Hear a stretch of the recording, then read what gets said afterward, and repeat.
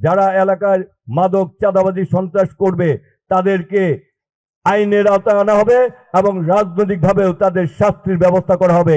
আমরা আগামীর বাংলাদেশ চাই, আমরা যেখানে কোনো প্রতিহিংসা থাকবে না, যেখানে রাজনৈতিক প্রতিহিংসা না করে আমরা এলাকার উন্নয়নে, ঢাকা নয়ের উন্নয়নে আমরা ঐক্যবদ্ধভাবে যাতে কাজ করতে পারি। আমাদের ঢাকা নয়, আমরা নির্যাতিত, নিপীড়িত, অবহেলিত একটি নাগরিক সুবিধা বঞ্চিত একটি এলাকার নাম হচ্ছে ঢাকা নয়। আমাদের অনেক সমস্যা রয়েছে, আমাদের গ্যাসের সমস্যা রয়েছে, জলবদ্ধতার সমস্যা রয়েছে, রাস্তাঘাটের উন্নয়নের সমস্যা রয়েছে, আমাদের চিকিৎসার সীমাবদ্ধতা রয়েছে, আমাদের শিক্ষার সমস্যা রয়েছে। আমরা আগামী দিনে এই এলাকার উন্নয়নে সবাই সাথে ঐক্যবদ্ধ হয়ে কাজ করতে চাই। আমি বাংলাদেশ জাতীয়তাবাদী দলের জাতীয় নির্বাহী কমিটির সদস্য হিসেবে দায়িত্ব পালন করছি।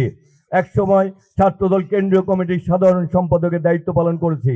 একসময় আমি ঢাকা মহানগর বিএনপির ভারপ্রাপ্ত সাধারণ সম্পাদক, প্রথম যুগ্ম সম্পাদক এবং মহানগর ছাত্র দলের সভাপতি, সাধারণ সম্পাদক, সাংগঠনিক সম্পাদকের দায়িত্ব পালন করেছি। এবং বৃহত্তর সবুজবাগ থানা, সবুজবাগ, খিলগাঁও, মুগদা, রামপুরা থানা নিয়ে যে থানা ছিল সেই থানা ছাত্র দলের সভাপতি, সাংগঠনিক সম্পাদকের দায়িত্ব পালন করেছি। আমরা বিগত দিনে অনেক মিথ্যা মামলা ছিল, শতাধিক মিথ্যা মামলা আসামি ছিলাম। 7 বার কারাগারে গিয়েছি, 8 বছর সাজা হয়েছে, 86 দিন রিমান্ডে ছিলাম।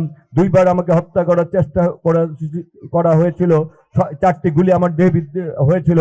তারপর আমরা বলি আমরা কোনো প্রতিহিংসার রাজনীতি ঢাকা নয় করব না। আমরা যেহেতু নাগরিক সুবিধা, এই মুরব্বীদের একটু বসতে দেন কারো, আমরা যেহেতু নাগরিক সুবিধা বঞ্চিত একটি এলাকা, আমরা আগামী দিনে এই এলাকাকে আমরা গড়তে চাই। সেই কারণে আমাদের দরকার আগামী 12ই ফেব্রুয়ারি আমাদের যে নির্বাচন হবে, সেই নির্বাচনে আপনারা যদি ব্যাপকভাবে ভোট কেন্দ্রে আপনাদের সহ, আত্মীয় স্বজন সহ আপনারা যদি ভোট কেন্দ্রে উপস্থিত হন, তাহলেই আগামী দিনে এই এলাকার উন্নয়ন সম্ভব। আপনারা যদি ব্যাপক ভোটে উপস্থিত হন, তখন আমরা আমাদের দলের কাছে যে বলতে পারবো এই এলাকার যারা রয়েছেন অধিবাসী, তারা নির্যাতিত, নিপীড়িত, নাগরিক সুবিধা থেকে বঞ্চিত, তারপরেও তারা ধানের শীষের পক্ষে জোয়ার এনে ধানের শীষে সবচেয়ে বেশি ভোট দিয়েছে। সুতরাং এই এলাকার উন্নয়নই সবার আগে করতে হবে এবং সেটি তখনই সম্ভব হবে যদি আপনারা যখন ব্যাপকভাবে ভোট কেন্দ্রে যাবেন। আমরা অনেক কষ্ট সহ্য করেছি। আমি আপনাদের এই এলাকার সন্তান, 54 বছর যাবৎ বেড়ে উঠেছি, মাদার থেকে স্থায়ীভাবে বসবাস করি। 38 বছর যাবৎ এই এলাকায় রাজনীতি করি। আগামী দিনেও এই এলাকায় থাকবো। আপনাদের সকল সময় আমার সাথে আপনাদের দেখা হবে। আমরা এই এলাকার মানুষের সমস্যাগুলি, এই এলাকার মানুষ যে সমস্যাগুলি করে, সমস্যাগুলি আমিও সেই সমস্যার একজন ভাগিদার। সুতরাং আগামী দিনে আমাদের সবাইকে নিয়ে এই এলাকায় আমাদের ঐক্যবদ্ধভাবে কাজ করতে হবে। আজকে অনেকেই বলে ধানের শীষ বা হাবিবুর রশিদ, তুমি এই এলাকার থেকে কিভাবে বিজয়ী হবা? আমি বলি আমি এই এলাকার সন্তান, আমি এই এলাকার আমার মুরব্বীদের ভালোবাসা পাচ্ছি। আজকে আমার বাবা নাই, আজকে আমি তাই বলি আমার অভিভাবকের কথা যখন জিজ্ঞেস করা হয়, আমি বলি আমার হাজার হাজার অভিভাবক রয়েছে। আজকে আমি বলি আমার হাজার হাজার বোন রয়েছে। আজকে আমি বলি আমার হাজার হাজার ভাই রয়েছে। যার হাজার হাজার অভিভাবক থাকে, যার হাজার হাজার বোন থাকে, যার হাজার হাজার ভাই থাকে, সেই হাবিবুর রশিদ হাবিব ধানের শীষ কি কোনোদিন পরাজিত হতে পারে?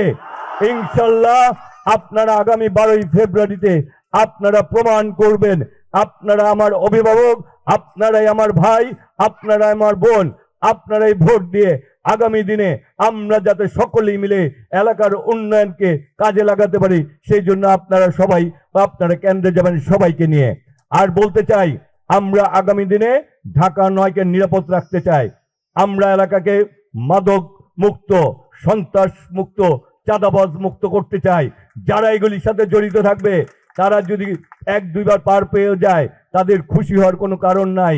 কারণ আমার দলের চেয়ারম্যান জনাব তারেক রহমান বলেছেন আগামী দিনে যারা এলাকার ক্ষতি করবে, মানুষের নিরাপত্তা ক্ষুণ্ণ করবে, যারা এলাকার মাদক চাঁদাবাজি সন্ত্রাস করবে, তাদেরকে আইনের আওতায় আনা হবে এবং রাজনৈতিকভাবেও তাদের শাস্তির ব্যবস্থা করা হবে। সুতরাং আমরা আগামী দিনে মাদক সন্ত্রাস চাঁদাবাজদেরকে আমরা আমাদের রাজনৈতিক দলে আশ্রয় প্রশ্রয় দিতে চাই না।